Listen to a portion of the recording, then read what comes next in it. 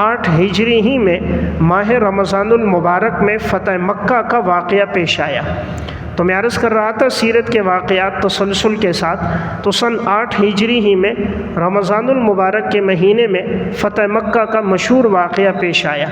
اس واقعے کا سبب یہ تھا، گزشتہ دروس میں نے بات عرض کی تھی، رسول اللہ صلی اللہ علیہ وسلم نے سن 6 ہجری میں صلح حدیبیہ کے موقع پر 10 سال تک کے لیے معاہدہ مشرکین کے ساتھ کیا تھا، اور ان میں شرائط طے ہو گئی تھیں کہ تم ہم سے نہیں لڑو گے، ہم تم سے نہیں لڑیں گے، اور نہ ہی کوئی قبائل میں اگر کوئی لڑے مسلمانوں کے ساتھ یا تمہارے ساتھ تو ہم ان کا ساتھ نہیں دیں گے۔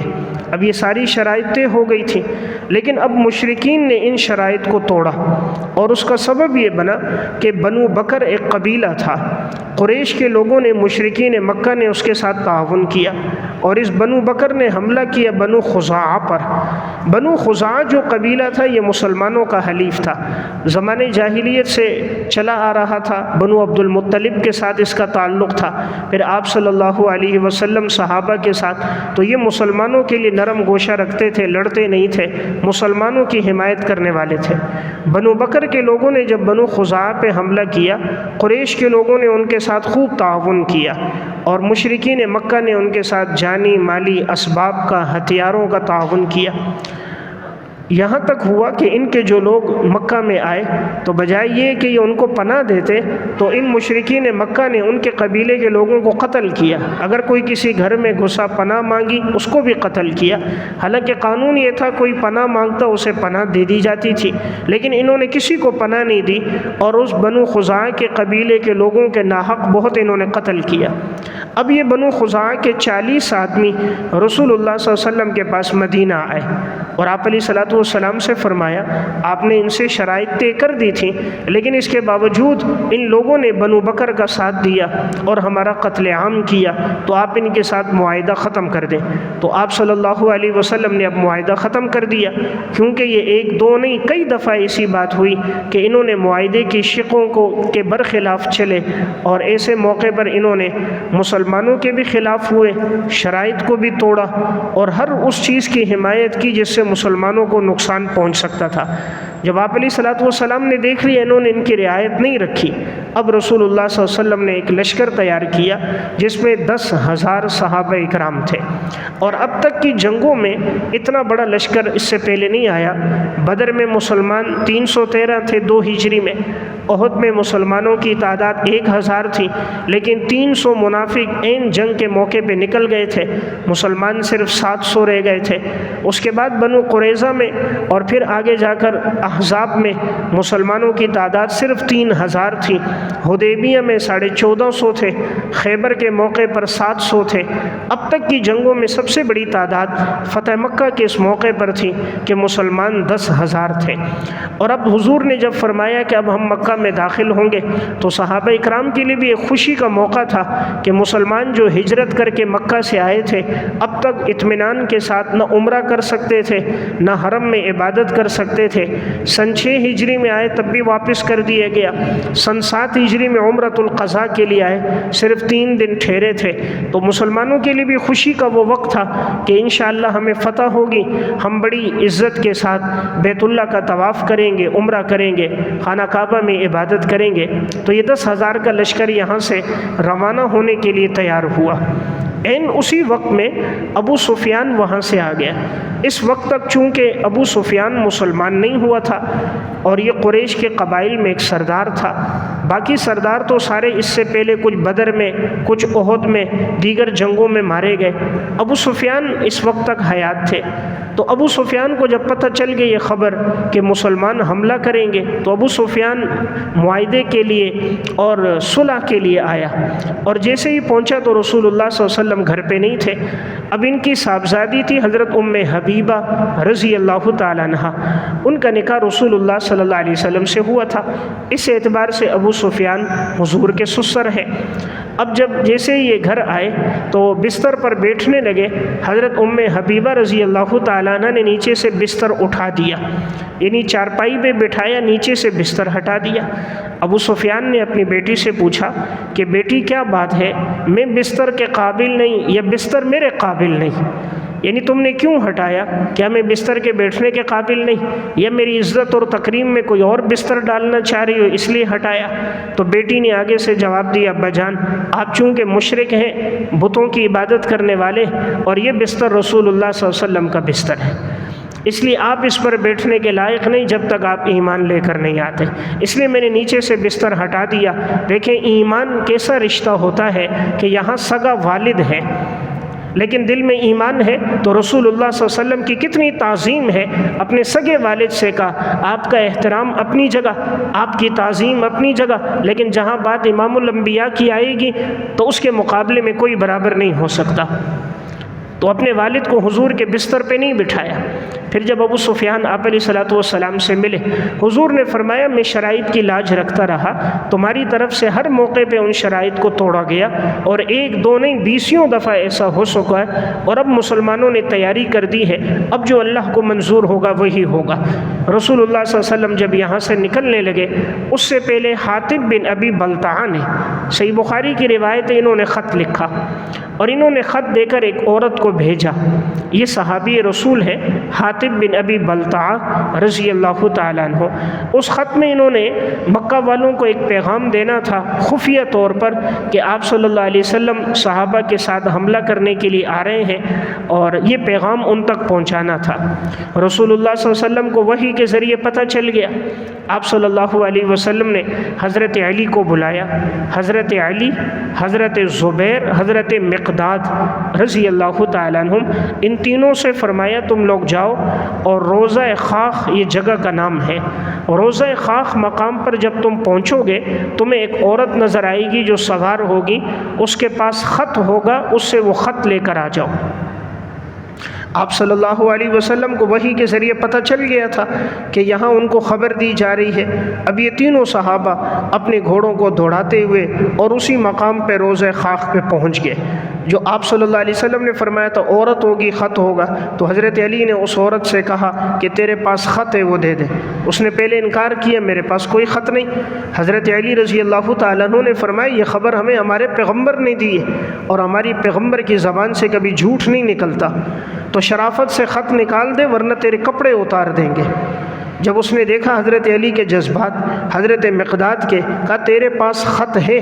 اس نے اپنا سامان کھولا، دیکھو خط نہیں ہے، کہا نہیں ہے، تو نے کہیں رکھا ہے تو خط نکال کے دے دے، ہمارے پیغمبر نے بتایا، ہمارے پیغمبر کی بات وحی پر مبنی ہے۔ عورت سمجھ گئی کہیں ایسا نہ ہو اب یہ میری جامہ تلاشی شروع کر دے، تو اس نے اپنے بالوں کو کھولا تو بالوں کے اندر اس نے خط کو چھپایا ہوا تھا۔ اب یہ وہ خط لے کر ان سے لیا، اور یہ خط لے کر حضرت علی رضی اللہ تعالیٰ عنہ پہنچے۔ جب خط کھولا گیا تو آپ صلی اللہ علیہ وسلم نے خط پڑھا۔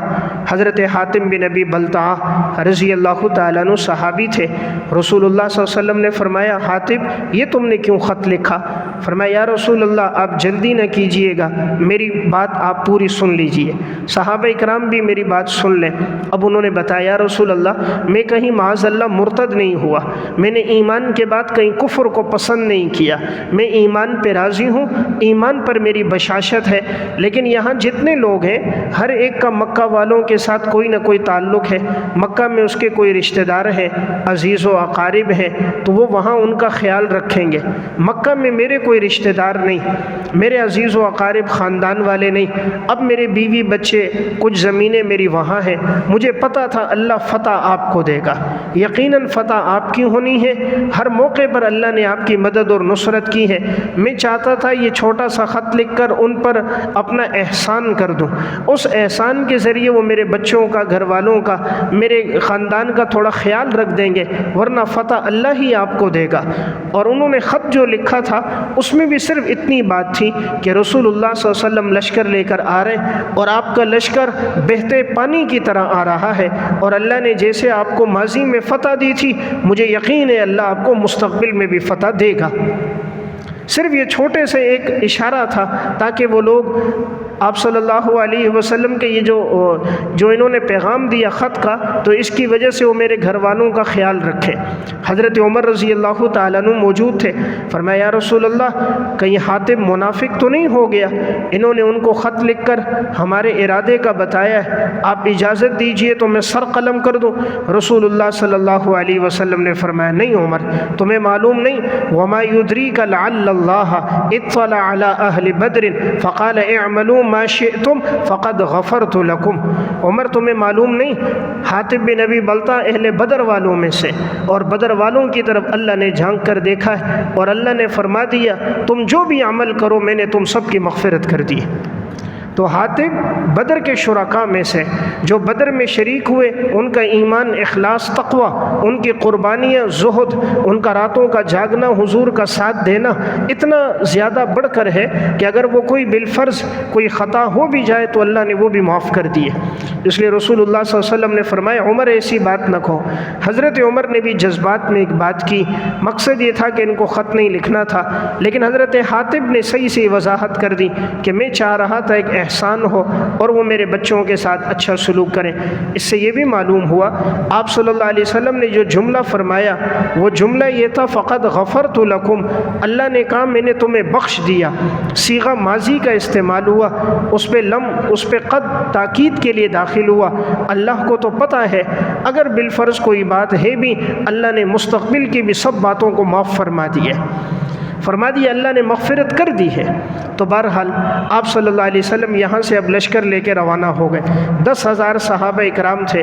جیسے یہ لشکر اب وہاں پر پہنچنے والا ہے، حضرت عباس رضی اللہ تعالیٰ عنہ ایمان تو لائے تھے لیکن اب تک ہجرت کر کے وہاں نہیں آئے تھے۔ رسول اللہ صلی اللہ علیہ وسلم نے بھی ان کو پیغام پہنچایا تھا کہ تم وہیں ٹھہرو۔ اب حضرت عباس حضور کے چچا وہیں مکہ میں ہیں۔ اب ابو سفیان بھی وہاں ہے۔ جب پتہ چلا کہ اتنا بڑا لشکر آ رہا ہے، انہیں معلوم تھا کہ اب ہم ان کا مقابلہ نہیں کر سکتے۔ اب مسلمان چونکہ حدیبیہ کے بعد سے لے کر فتح مکہ تک ان 2 سالوں میں مسلمان آتے رہے اور مشرکین نے مسلمانوں کو قریب سے دیکھا، ان کی عبادات، ان کے اعمال، ان کا اٹھنا بیٹھنا، گفتار و رفتار، تو اس سے بہت سارے لوگ متاثر ہو کر ایمان لے آئے تھے۔ اور جب یہ فتح مکہ ہو رہا تھا پھر تو جوق در جوق لوگ ایمان لے کر آئے ہیں۔ قرآن کریم میں سورہ نصر میں اللہ رب العزت نے اسے بیان بھی فرمایا کہ اب اللہ کی مدد آ چکی ہے اور لوگ جوق در جوق ایمان میں داخل ہوں گے، یعنی ایک نہیں افواج ایمان میں آئیں گی۔ اذا جاء نصر اللہ والفتح ورأیت الناس يدخلون فی دین اللہ افواجا، اللہ کی مدد آ چکی ہے اور آپ دیکھو کہ فوجیں اسلام میں داخل ہوں گی۔ تو وہ جو حدیبیہ کی شرائط بظاہر لگ رہی تھی کہ مسلمانوں کے خلاف ہے، لیکن چونکہ اللہ رسول کے ہر کام میں حکمت ہے اور اس کے فوائد آگے جا کر سامنے آئے کہ فوجیں اسلام میں داخل ہو گئی۔ اس لیے اگر کوئی کام کبھی سمجھ نہ آئے لیکن اگر بڑے کہیں، بزرگ کہیں تو اس میں خیر ہوتی۔ کبھی نوجوان اپنے جذبات میں آ کر اس کو بظاہر اچھا نہیں سمجھتے، لیکن تجربے کار لوگ، اہل اللہ لوگ اگر کوئی بات، کوئی مشورہ، کوئی رائے دے، ان کے ماننے میں اللہ نے بڑے فوائد رکھے۔ تو بہرحال فتح مکہ میں اب لوگ اسلام میں داخل ہونا شروع ہو گئے۔ ابو سفیان اب حضور کے چچا حضرت عباس کے پاس گیا۔ حضرت عمر رضی اللہ تعالیٰ عنہ کو پتہ چلا جیسے ہی داخل ہو رہے ہیں رسول اللہ صلی اللہ علیہ وسلم کی کیفیت کیا ہے۔ آپ جب فتح مکہ پہ آئے آپ نے سیاہ امامہ باندھا ہوا تھا، آپ سواری پہ سوار تھے، آپ کا سر اتنا جھکا ہوا تھا گویا کہ سواری سے لگ رہا تھا، ورنہ عموماً جب آدمی کسی علاقے میں فاتحانہ داخل ہوتا ہے اور 10,000 کا مجمع اس کے ساتھ ہوتا ہے اور فتح یقیناً اس کے لیے ہوتی ہے، آدمی تو تکبر میں داخل ہوتا ہے، غرور میں داخل ہوتا ہے، نعرے لگتے ہیں اس کے نام کے، لیکن امام الانبیاء کی عاجزی، تواضع، خشیت، تعلق مع اللہ کے ساتھ ایک نسبت، اتنا سر جھکا ہوا ہے کہ آپ علیہ الصلوۃ والسلام کا سر گویا سواری سے لگ رہا ہے۔ پھر آپ نے سب کو معاف کر دیا۔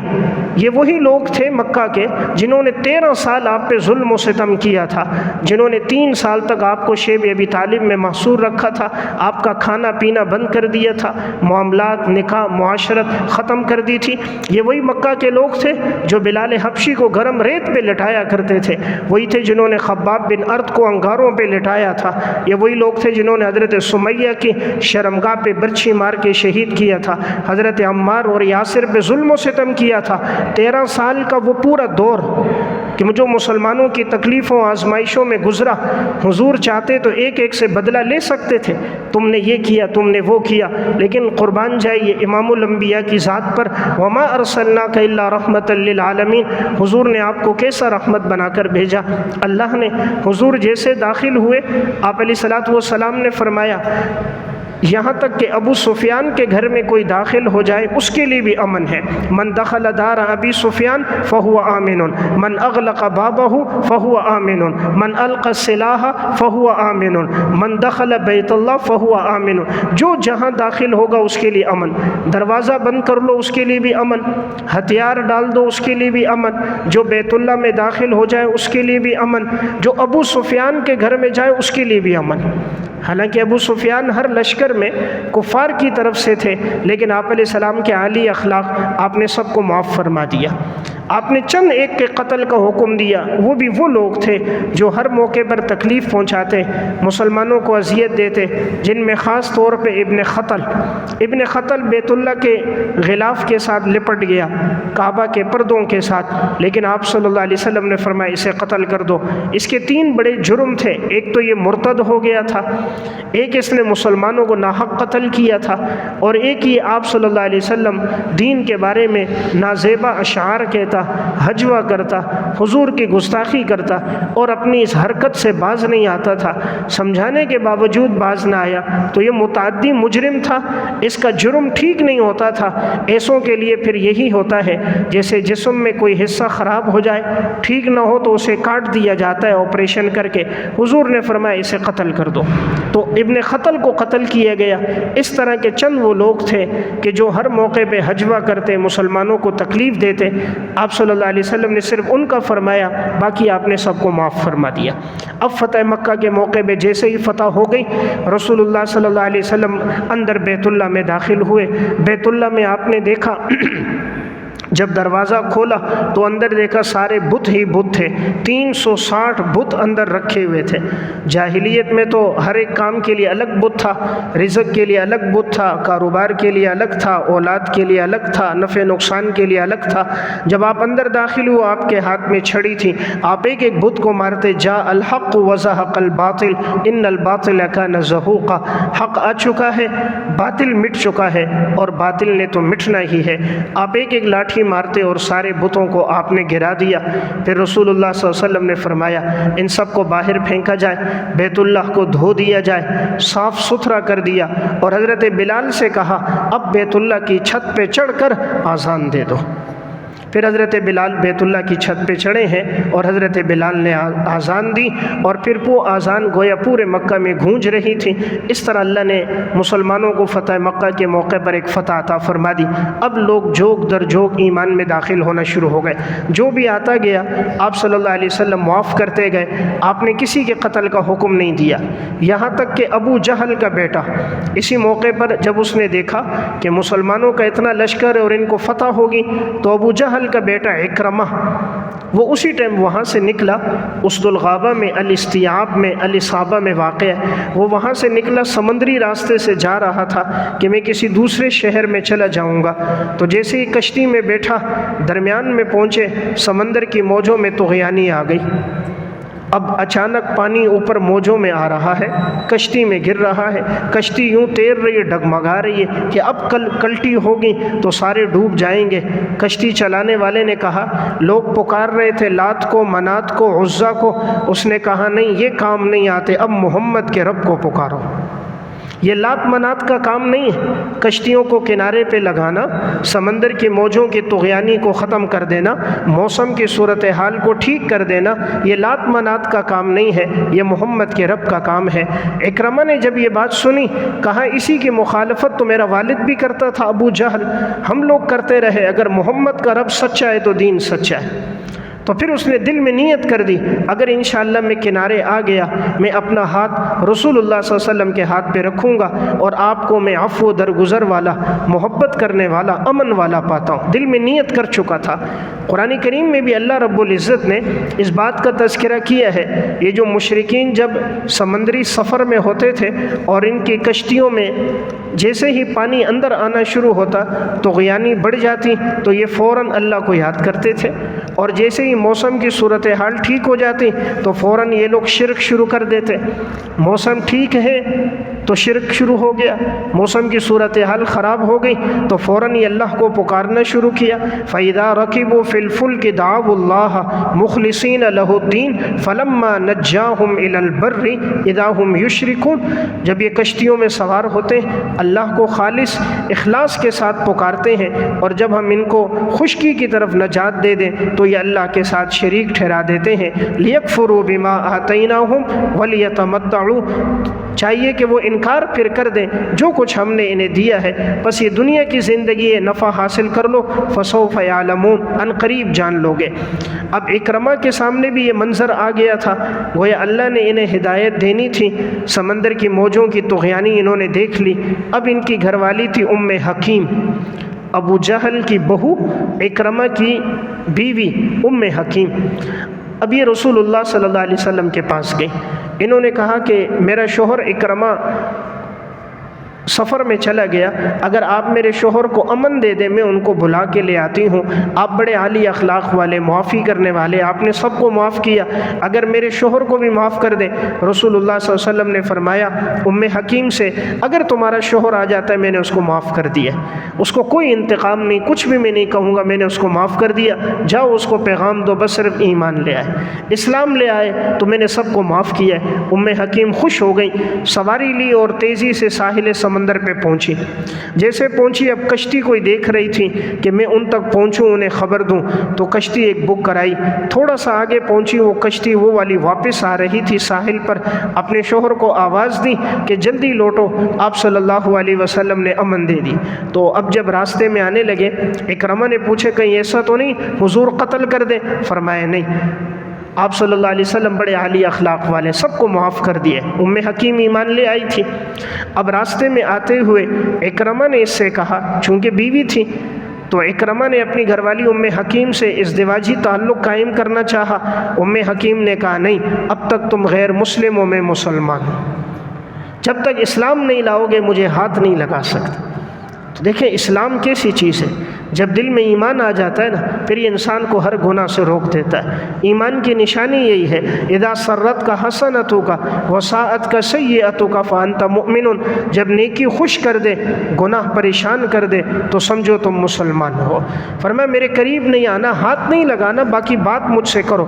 جیسے ہی رسول اللہ صلی اللہ علیہ وسلم کے یہ قریب پہنچ رہے تھے، آپ صلی اللہ علیہ وسلم کی نظر پڑ گئی کہ سامنے سے اکرمہ آ رہا ہے۔ رسول اللہ صلی اللہ علیہ وسلم استقبال کے لیے کھڑے ہو گئے، ابو جہل کا بیٹا ہے، لیکن امام الانبیاء کا عفو و درگزر دیکھیے، ابو جہل کا بیٹا حضور استقبال کے لیے خوشی میں کھڑے ہوئے، آگے بڑھنے کے لیے آپ کی چادر مبارک کندھے سے نیچے گر گئی، آپ نے دوبارہ چادر ڈالی اور آگے بڑھ کر گئے، استقبال کیا، اور آپ نے فرمایا مرحبا بالراکب المہاجر، خوش آمدید ہو تیرے لیے کہ جو سفر کر کے آیا، ہجرت کر کے آئے، تیرے لیے خوش آمدید ہو۔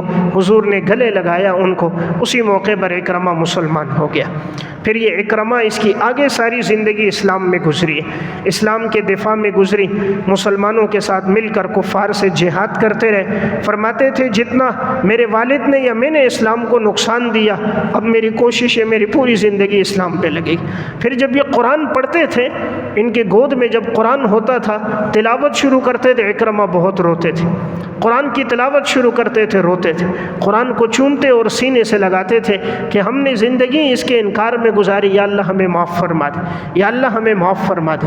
تو بہرحال اسی فتح مکہ کے موقع پر حضرت اکرمہ بھی اسلام لے کر آ گئے۔ اسی فتح مکہ میں حضرت وحشی بھی اس موقع پر اسلام لائے۔ حضرت وحشی کا واقعہ میں نے پہلے عرض کیا تھا، حضرت حمزہ رضی اللہ تعالیٰ عنہ کو انہوں نے شہید کیا تھا، لیکن یہ اس میں تھے کہ حضور کے چچا کو میں نے شہید کیا، کہیں جب میں جاؤں گا تو مجھے تو قتل کیا جائے گا قصاص میں، لیکن جب یہ ایمان لے کر آئے رسول اللہ صلی اللہ علیہ وسلم نے ان کے بھی ایمان کو قبول فرمایا، آپ نے نے کچھ نہ کہا، حالانکہ صحابہ کی تلواریں نیام سے نکل رہی تھیں کہ ان سے بدلہ لیا جائے۔ رسول اللہ صلی اللہ علیہ وسلم نے معاف فرما دیا۔ آپ نے صرف اتنی بات فرمائی، وحشی تم میرے سامنے نہ بیٹھا کرو، میری پشت کے پیچھے بیٹھو، میں تمہیں دیکھتا ہوں مجھے میرا چچا یاد آ جاتا ہے۔ حضور کے چاچا حضرت حمزہ کی تو بڑی قربانیاں تھیں حضور کے لیے ہر موقع پر۔ جس وقت ابو جہل نے ایک دفعہ آپ صلی اللہ علیہ وسلم کو برا بلا کہا تھا، اس وقت تک حضرت حمزہ ایمان نہیں لائے تھے، لیکن جیسے ہی ان کو ان کی باندی نے بتایا فوراً پہنچے، ابو جہل کو اپنی برچھی سے مارا، سر زخمی کر دیا، لہو لوہان کر دیا کہ تو نے میرے بھتیجے کو برا بلا کہا ہے، آئندہ تجھے اس کی مجال نہیں ہونی چاہیے۔ پھر یہ رسول اللہ صلی اللہ علیہ وسلم کے پاس آئے تھے اور کہا تھا بھتیجے میں نے تیرا بدلہ لے لیا۔ آپ صلی اللہ علیہ وسلم نے اس موقع پہ فرمایا تھا چچا جان مجھے خوشی اس پر نہیں کہ آپ نے ابو جہل کو مارا، میرا بدلہ لیا، مجھے خوشی اس وقت ہوگی جب آپ ایمان لے کر آؤ گے، مجھے خوشی تب ہوگی جب آپ اسلام لاؤ۔ حضرت حمزہ مسلمان ہو گئے۔ رسول اللہ صلی اللہ علیہ وسلم کے ہر موقع پر کوشش یہ ہوتی تھی بس کوئی ایمان لے آئے، کوئی دنیا سے بغیر ایمان کے نہ جائے۔ ایک موقع پر ایک لڑکا عیسائی حضور کی خدمت کرتا تھا، بیمار ہو گیا، آپ صلی اللہ علیہ وسلم اس کی عیادت کے لیے گئے، اس کا والد بھی موجود تھا، وہ یہودی تھا۔ حضور جیسے گئے آپ نے اس بچے سے کہا کہ کلمہ پڑھ لو مسلمان ہو جاؤ، مقصد تھا اللہ اس کو ہدایت دے دے، اس کا خاتمہ ایمان پہ ہو جائے۔ اب وہ بچہ ایک نظر نوجوان لڑکا رسول اللہ صلی اللہ علیہ وسلم کو دیکھتا، ایک نظر اپنے والد کو دیکھتا کہ میں کیا کروں۔ والد نے کہا ابو القاسم کی اطاعت کرو، ابو القاسم جو کہہ رہے اطاعت کرو۔ تو اس نے کلمہ پڑھا، جب کلمے پڑھ کر مسلمان ہو گیا، ایمان کی حالت میں انتقال ہو گیا، رسول اللہ صلی اللہ علیہ وسلم باہر نکلے تو بڑے خوش تھے۔ آپ صلی اللہ علیہ وسلم نے فرمایا الحمدللہ الذی انقذہ من النار، تمام تعریفیں اس اللہ کے لیے جس نے اس کو جہنم کی آگ سے بچا دیا، جس نے اس کو جہنم کی آگ سے بچا دیا، یہ ایمان لے کر آ گیا۔ تو اصل خوشی ہے کسی کے ہدایت ملنے پر، ہمیں خوشی ہونی چاہیے کسی کے اسلام لانے پر، کسی بے نمازی کے نمازی بن جانے پر، کوئی دین سے دور ہو دین پر آ جائے، مسلمان کو خوشی اس پر ہوتی ہے، مال پر، دولت پر، پیسے پر، منصب پر خوشی نہیں، بیٹا بے نمازی ہو نمازی بن جائے اس پر خوش ہو، اولاد دین سے دور ہو دین پہ لگ جائے اس پر خوشی ہو۔ اس لیے رسول اللہ صلی اللہ علیہ وسلم نے حضرت علی سے فرمایا تھا لَأَن يَهْدِيَ اللَّهُ بِكَ رَجُلًا وَاحِدًا خَيْرٌ لَكَ مِنْ حُمُرِ النَّعَمِ، اللہ آپ کے ذریعے سے ایک آدمی کو ہدایت عطا فرما دے، یہ سرخ اونٹوں سے زیادہ بہتر ہے۔ ایک آدمی کو ہدایت مل جائے یہ سرخ اونٹوں سے زیادہ بہتر ہے۔ مقصد یہ ہے کہ امت ہدایت پر آ جائے۔ تو بہرحال اسی موقع پر حضرت وحشی بھی ایمان لے کر آئے۔ یہی فتح مکہ کا موقع ہے۔ ابو لہب کے دو بیٹے ہیں، ایک ہے عتبہ اور ایک معتب، یہ بھی اس موقع پر ایمان لائے ہیں۔ آپ صلی اللہ علیہ وسلم نے اپنے چچا حضرت عباس سے کہا کہ ابو لہب تو کفر پہ مر گیا، اس کے جو دو بیٹے ہیں کوشش ہو کہ یہ ایمان لے کر آ جائیں، تم ان کو بلاؤ۔ وہ بچے بھی خوفزدہ تھے، ڈرے ہوئے تھے کہیں ایسا نہ ہو ہمیں قتل نہ کیا جائے، ہمارے باپ نے ساری زندگی اسلام کی مخالفت کی، سب سے پہلا پتھر اٹھا کر حضور کو مارنے والا ابو لہب ہی تھا۔ لیکن آپ صلی اللہ علیہ وسلم نے فرمایا اس کے بچے ایمان لے آئے۔ حضرت عباس ان کے پاس گئے اور انہیں ایمان کی دعوت دی، کہا حضور نے تمہیں معاف کیا ہے، تم ایمان لے آؤ۔ جب یہ حضور کے پاس آئے، رسول اللہ صلی اللہ علیہ وسلم نے ہاتھ پکڑا دونوں کا، دونوں کو بیت اللہ کے قریب لے کر گئے اور دونوں کا ہاتھ بیت اللہ کے دروازے کے قریب رکھا اور آپ نے آسمان کی طرف نظر ڈالی، اے دلوں کو پلٹنے والے اللہ ان کو ہدایت دے دے، یا اللہ ہدایت تیرے اختیار میں، ان کے دلوں کو پلٹ دے۔ حضور چہرہ اٹھانا تھا، آنکھوں سے آنسو گرنے تھے، اللہ نے ان کے دل کی دنیا کو پلٹ دیا اور دونوں مسلمان ہو گئے۔ تو اس موقع پر یعنی جوق در جوق ایمان لائے ہیں، حضور کے عالی اخلاق کی وجہ سے، آپ کے درد دل کی وجہ سے، آپ کے اللہ سے مانگنے کی وجہ سے اللہ نے فتح مکہ کے موقع پر مسلمانوں کو بڑی فتح بھی عطا فرمائی اور لوگ کثرت کے ساتھ ایمان میں داخل ہو گئے۔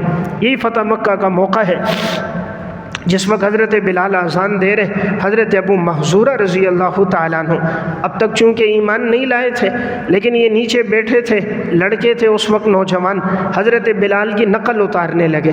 حضرت بلال جس طرح اذان دیتے تو یہ بھی نقل اتارتے، ان کی آواز اچھی تھی۔ رسول اللہ صلی اللہ علیہ وسلم نے آواز سن لی، یہ چند لڑکے تھے، حضور نے انہیں بلایا، یہ بڑے گھبرا گئے کہیں ایسا نہ ہو نقل کی وجہ سے مجھے قتل کا حکم نہ ہو جائے۔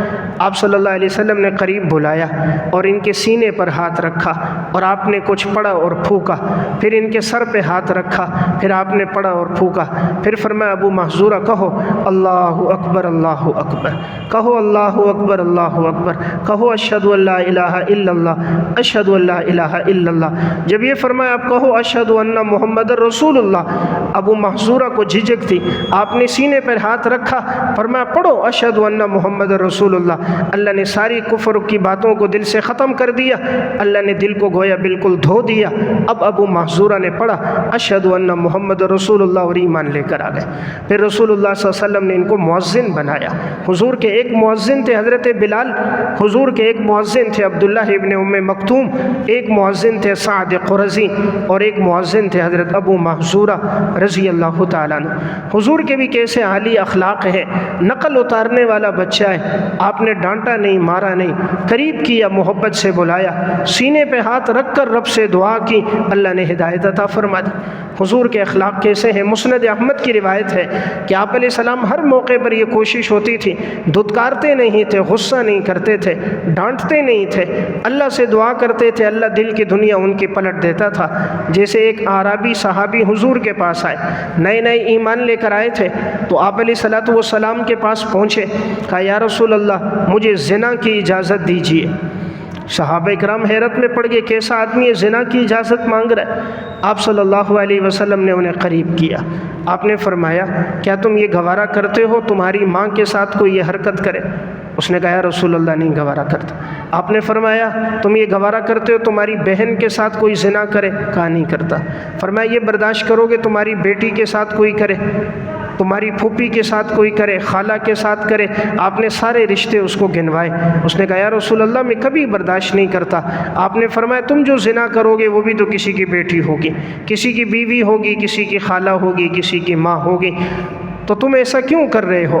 پھر حضور نے ان کے سینے پہ ہاتھ رکھا اور اللہ سے ایک دعا فرمائی تھی، اللہم طہر قلبہ وحسن فرجہ واغفر ذنبہ۔ اے اللہ اس کے دل کو گناہوں سے پاک کر دے، یا اللہ اس کے دل کو پاکیزہ کر دے، اے اللہ اس کو حیا، پاک دامنی، عزت کی زندگی عطا فرما دے۔ حضرت انس فرماتے ہیں وہ دن ہے موت کا دن ہے، پھر ہم نے اس صحابی کو مدینہ کی گلیوں میں آنکھ اٹھا کر چلتے بھی نہیں دیکھا۔ زنا تو دور کی بات، بد نظری تو دور کی بات، گناہ کے کام کی طرف بڑھنا تو دور کی بات، ہم نے اس کو نظر اٹھا کر مدینہ میں چلتے بھی نہیں دیکھا۔ تو میں عرض کر رہا تھا یہ امام الانبیاء کی صحبت ہے کہ جو لمحوں میں دل کی دنیا کو بدل دیتی تھی۔ آپ کی ذرا سی صحبت ملتی، آپ کی دعا ہوتی، اللہ تعالیٰ ان کے دل کو پاکیزہ بنا دیتا تھا۔ اللہ نے جیسے امام الانبیاء کو، اس طرح امام الانبیاء کے جو وارث ہوتے ہیں علماء کرام صلحاء، اللہ نے بعض علماء صلحاء کو بھی یہ تاثیر دی ہوتی ہے، ان کی گفتگو سن کر مجلس میں بیٹھ کر اللہ رب العزت لوگوں کے دلوں کو صاف کر دیتے ہیں اور اللہ انہیں ہدایت کی طرف لے آتے ہیں۔ تو میں عرض کر رہا تھا یہی فتح مکہ کا موقع تھا، مسلمان اب کثرت سے جیسے داخل ہوئے، اللہ نے مسلمانوں کو فتح دی، لوگ جوگ در جوگ ایمان میں آ گئے، مردوں کے ساتھ اب عورتیں بھی داخل ہو رہی ہیں، وہ بھی اسلام لے کر آ رہی ہیں، اور حضور کے پاس سب عورتیں جمع ہو رہی ہیں، ہم آپ کے ہاتھ پر بیعت کریں گے۔ آپ صلی اللہ علیہ وسلم نے فرمایا میں کسی سے ہاتھ پر بیعت نہیں لیتا۔ آپ نے زبانی بیعت کی ہے، زندگی بھر ام المومنین حضرت عائشہ فرماتی ہیں رسول اللہ صلی اللہ علیہ وسلم کے ہاتھ نے کسی عورت کے ہاتھ کو کبھی چھوا نہیں ہے، مس نہیں کیا۔ زندگی بھر آپ صلی اللہ علیہ وسلم نے کسی غیر محرم کے عورت کے ہاتھ کو نہیں چھوا، نہ آپ نے اپنے ہاتھ میں کسی عورت کا ہاتھ لے کر بیعت کیے۔ یہ جو آج کل بعض پیر کرتے ہیں، بعض عامل کرتے ہیں، یہ ناجائز ہے۔ امام الانبیاء سے بڑا پرہیزگار کون ہے؟ کہتے ہیں جی ہم پرہیزگار ہیں، متقی ہیں، یا ہمارا تقوی ہے، یا ہم اس کو اپنا والد سمجھتے ہیں، بھائی سمجھتے ہیں۔ بھائی امام الانبیاء امت کے والد ہیں، آپ کی گھر والی امت کی ماں ہے، آپ چاہتے لے سکتے تھے، امت کو درس دینا تھا، آپ تو معصوم تھے، لیکن آپ نے زندگی بھر کسی عورت کے ہاتھ کو نہیں چھوا ہے، تو اس لیے ہاتھ میں لے کر بیعت کرنا یہ ناجائز ہے۔ عورت کا ہاتھ مرد اپنے ہاتھ میں نہیں لے سکتا۔ پھر رسول اللہ صلی اللہ علیہ وسلم نے جب ان سے بیعت لی، کن چیزوں پر بیعت لی؟ سورہ ممتحنہ میں ان کا تذکرہ ہے۔ آپ صلی اللہ علیہ وسلم کے پاس جو عورتیں آئیں، ایمان لے کر آئیں، تو حضور نے فرمایا یا ایھا النبی اذا جاءک المؤمنات یبایعنک بایعنک علی اللہ یشرکن باللہ شیئا، اے نبی جب یہ مومن عورتیں آپ کے پاس آئیں، بیعت کرنے کے لیے آئیں، تو آپ ان سے بیعت لیجئے نمبر 1 یہ اللہ کے ساتھ آج کے بعد کسی کو شریک نہیں ٹھہرائیں گی، نمبر 2 ولا یسرقن چوری نہیں کریں گی، ولا یزنین نمبر 3 زنا نہیں کریں گی، ولا یقتلن اولادہن نمبر 4 آج کے بعد اپنی اولاد کو قتل نہیں کریں گی، ولا یاتین ببہتان یفترینہ بین ایدیہن وارجلہن نمبر 5 کسی پر بہتان نہیں باندھیں گی، جو بہتان ان کے ہاتھ پاؤں نے گھڑ لیا، ان کے سینوں میں آیا، ان کی زبانوں میں آیا، دل و دماغ میں بہتان آیا تو کسی پر الزام تراشی نہیں کریں گی، ولا یعصینک فی معروف کسی نیکی کے کام میں آپ کی نافرمانی نہیں کریں گی۔ اگر یہ ان باتوں میں تیار ہیں فبایعہن پھر آپ ان سے بیعت کیجئے، واستغفر لہن اللہ اور آپ ان کے لیے اللہ سے استغفار طلب کیجئے، ان اللہ غفور الرحیم یقیناً اللہ بخشنے والا رحم کرنے والا ہے کہ اللہ ان کے ماضی کے گناہوں کو معاف فرما دے گا۔ تو جتنی بھی عورتیں آتی گئیں آپ علیہ السلام نے اسی طرح بیعت کی، یہاں تک کہ ابو سفیان کے گھر والی ہندہ بھی جب آئی، حضرت معاویہ رضی اللہ تعالیٰ عنہ کی والدہ، آپ علیہ السلام نے بھی ان سے انہی چیزوں پر بیعت لی۔ تو جس طرح مرد مسلمان ہوئے کثرت کے ساتھ، اسی موقع پر بہت ساری عورتیں بھی مسلمان ہو گئیں۔ اسی موقع پر حبار بن اسود وہ بھی فتح مکہ کے بعد ایمان لے کر آئے۔ یہ حبار بن اسود وہ شخص تھا کہ جس وقت آپ صلی اللہ علیہ وسلم کی بیٹی حضرت زینب مدینہ ہجرت کے لیے جا رہی تھیں تو انہوں نے تیر مارا تھا اور وہ تیر حضرت زینب کی سواری کو لگا تھا۔ حضرت زینب اوپر سے نیچے گری، جب سواری بدک گئی تو حاملہ تھیں، حمل بھی ضائع ہو گیا اور بڑی تکلیف اور چوٹ آئی، اسی چوٹ میں حضرت زینب کا انتقال ہوا ہے۔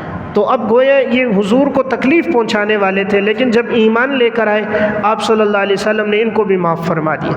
حبار بن اسود کو بھی حضور نے معاف کیا اور حضور نے ان سے بھی کوئی انتقام نہیں لیا۔ اسی موقع پر حضرت امیر معاویہ رضی اللہ تعالیٰ عنہ نے بھی اپنے ایمان کا اظہار فتح مکہ کے بعد کیا۔ ایمان تو پہلے یہ لا چکے تھے، لیکن ایمان کا اظہار جو ان کا ہوا ہے وہ فتح مکہ کے بعد ہے۔ تو حضرت امیر معاویہ بھائی ہیں حضرت ام حبیبہ رضی اللہ تعالیٰ عنہ کے، جو رسول اللہ صلی اللہ علیہ وسلم کی گھر والی ہیں۔ اس اعتبار سے حضرت معاویہ رضی اللہ تعالیٰ عنہ اب دیکھا جائے تو حضرت ام حبیبہ کے بھائی ہیں اور حضرت ام حبیبہ امت کی ماں ہے، تو حضرت معاویہ گویا ماموں لگے، اور حضرت ابو سفیان جو ہے رسول اللہ صلی اللہ علیہ وسلم کے سسر ہو گئے۔ تو یہ بھی ایمان لے کر آئے فتح مکہ کے موقع پر، ہندہ بھی ایمان لے کر آ گئی۔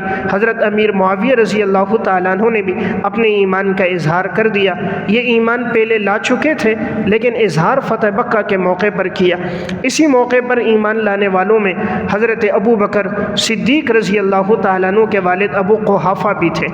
ابو قحافہ بوڑھے ہو گئے تھے، ان کے سر کے بال، داڑھی کے بال سفید ہو گئے تھے، آخری عمر میں نابینا ہو گئے تھے۔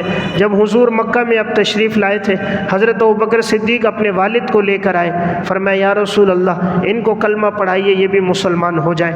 آپ صلی اللہ علیہ وسلم نے فرمایا کہ ابو بکر تم انہیں نہ لاتے، میں خود چلا جاتا، یہ بوڑھے ہیں، آپ نے ان کو تکلیف دے دی۔ تو فرمایا نہیں یا رسول اللہ، انہیں لازم تھا یہ آپ کی خدمت میں آتے، نہ یہ کہ آپ ان کے پاس جاتے۔ تو آپ صلی اللہ علیہ وسلم نے انہیں کلمہ پڑھایا، ابو قحافہ بھی ایمان لے کر آ گئے۔ ابو بکر صدیق اس امت کا وہ انسان ہے کہ جس کا والد بھی صحابی ابو قحافہ، ابو بکر صدیق خود بھی صحابی، ان کے بیٹے عبد الرحمن وہ بھی صحابی، عبد الرحمن کا بیٹا محمد بھی صحابی، 4 نسلوں میں صحابیت۔ اور اللہ نے یہ اعزاز کسی اور کو نہیں ملا صحابہ میں جو ابو بکر صدیق کو ملا، خود بھی صحابی، والد بھی صحابی، بیٹا بھی صحابی، پوتا بھی صحابی، خود بھی صحابی، والدہ سلمہ بنت صخر وہ بھی صحابیاں، 2 بیٹیاں حضرت اسماء حضرت عائشہ رضی اللہ تعالیٰ عنہما وہ بھی صحابیاں، حضرت اسماء کا بیٹا عبداللہ بن زبیر بھی صحابی۔ یہ بھی اللہ نے نسبت دی کہ حضرت عائشہ رسول اللہ صلی اللہ علیہ وسلم کے نکاح میں آئی، امت کی ماں بن گئی، صدیق اکبر رسول اللہ صلی اللہ علیہ وسلم کے سسر ہو گئے۔ تو بہرحال ابو قحافہ بھی اسی موقع پر ایمان لے کر آئے۔ تو اس موقع پر بہت سارے لوگوں نے کثرت کے ساتھ ایمان لایا۔ تو یہ فتح مکہ کا وہ موقع تھا کہ آپ صلی اللہ علیہ وسلم نے ایسا ایسا معافی کا اعلان کیا، آپ نے ہر ایک کو معاف فرما دیا۔ پھر اسلام آگے بڑھتا ہی گیا، اسلام پھیلتا ہی گیا۔ اس کے بعد پھر سن 9 ہجری میں جب حج فرض ہو گیا تو رسول اللہ صلی اللہ علیہ وسلم نے حضرت ابوبکر صدیق رضی اللہ تعالیٰ عنہ کو حج کا امیر بنا کر بھیجا۔ حضرت صدیق اکبر پھر آئے۔